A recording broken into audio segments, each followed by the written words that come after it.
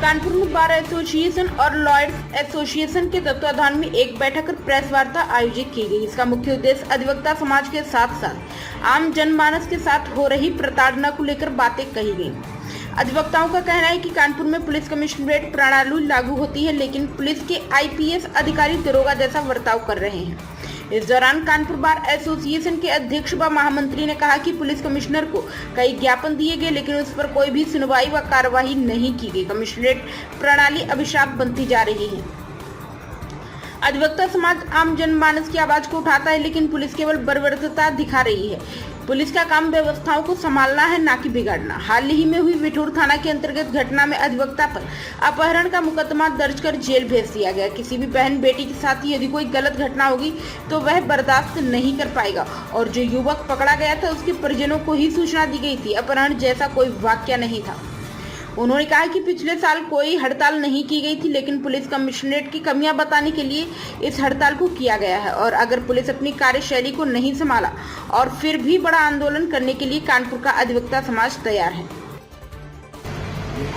सूक्ष्म में अगर ये कहा जाए तो कमिश्नरेट कानपुर प्रणाली जो कमिश्नरेट प्रणाली है, और उन्होंने जो एक तरीके अडॉप्ट किए हैं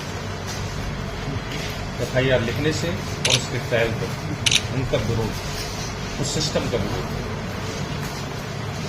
और 100 107(16), 133 की प्रक्रिया और 145 CRPC में चलने वाली प्रक्रिया के बावजूद उनकी अज्ञानता, उनकी अक्षमता और उनका प्रॉपर प्रशिक्षण और दमनकारी नीति अपनाना, जिससे आम पब्लिक बहुत ही त्रस्त है।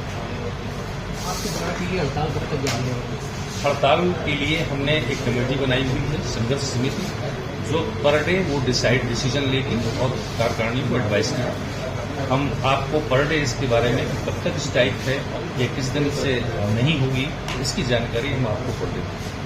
धारा 107 के तहत जो कार्रवाई की बात कही जा रही है, अगर वो मुकदमे से हट जाती है तो फिर इसमें जो विवेचक या जो वादी मुकदमा उनके खिलाफ क्या कार्रवाई? बिल्कुल, आज इस सिस्टम का मैं समर्थक हूं। पुलिस की आर्बिट्रेरीनेस का लोग शिकार होते हैं, सफर करते हैं, महीनों सफर करते हैं और उसके बाद छूट जाते हैं, घर बैठ जाते हैं लोग। इसका विरोध किया जाना चाहिए। हमारे वो महीने 15 दिन जो बर्बाद हुए किसी पुलिस कर्मी की अज्ञानता के कारण बर्बाद हुए, उसके लिए कायदे प्रोसिक्यूशन होना चाहिए। अधिवक्ता पर आरोप है कि उसने एक युवक का अपहरण किया और उसके साथ मारपीट की है, उसका क्या कहना है? नहीं, यही सिस्टम गलत है।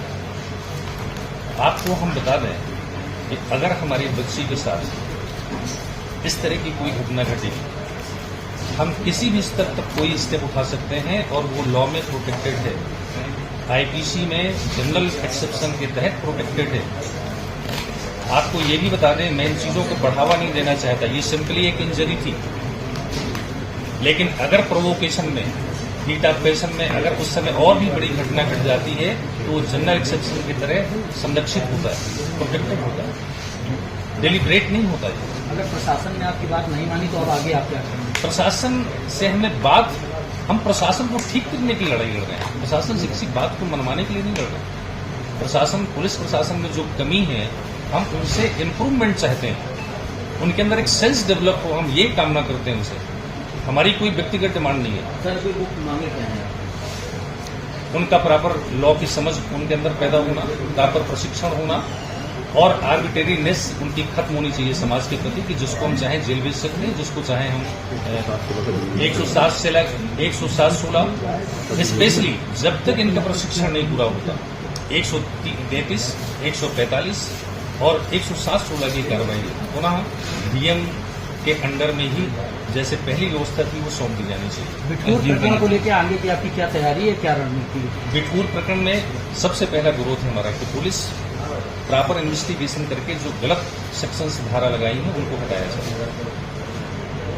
पहले हमारी प्राथमिकता है। सर, दो कमेटियां बनी हैं मोहल्ले स्तर पर जाकर, दो कमेटियां, हमने एक विधिक कमेटी बनाई है जो विधिक रूप से सक्षम है और हमें राय भी देगी और कार्रवाई भी करेगी। एक हमने एक संघर्ष समिति बनाई है कि आंदोलन कैसा होगा, क्योंकि हमारे एक सिस्टम के विरुद्ध हम लड़ रहे हैं। हम किसी व्यक्ति विशेष या कानपुर कमिश्नर के विरुद्ध हमारी लड़ाई नहीं है। कानपुर कमिश्नरेट प्रणाली में जो अव्यवस्थाएं उत्पन्न हैं, असक्षमताएं विद्यमान हैं, उनको दूर करने के लिए हमारी लड़ाई है। इसमें समय भी लग सकता है, तो इसलिए हमारी जो दूसरी कमेटी है वो हमें हमेशा गाइड करेगी कि हमें क्या करना है और किस लेवल तक कैसे लड़ाई की क्या रूपरेखा होगी। अधिवक्ता के घर में घुसकर उनकी पत्नी के साथ विडंबना आज समाज की यही है कि एक पुलिस वाला ये समझता है कि वो जो कर रहा है वो दैट इज लॉफुल। उसका ये कल्पना करना यही सबसे बड़ी विडंबना है। लेकिन वो इसको इन्फोर्स में लाने में कितने अपराध खुद कर बैठता है वो पुलिस वाला, ये उसे ज्ञान नहीं है। क्या उसे रात को 1 बजे किसी महिला को मारना, उसको घसीट करके थाने ले जाना, ये कौन से कानून में आता है? कोई उसके साथ कोई दूसरी कांस्टेबल लेडी नहीं है। लेकिन क्या हमारे पुलिस फोर्स को इस एजम्पशन में काम करना चाहिए कि हम जो चाहें वो लॉफुल है? और हम ऐसे पुलिस वालों के खिलाफ जैसे हम इससे थोड़ा बाहर निकलते हैं, हम कानूनी कार्रवाई भी अमल में लाएंगे।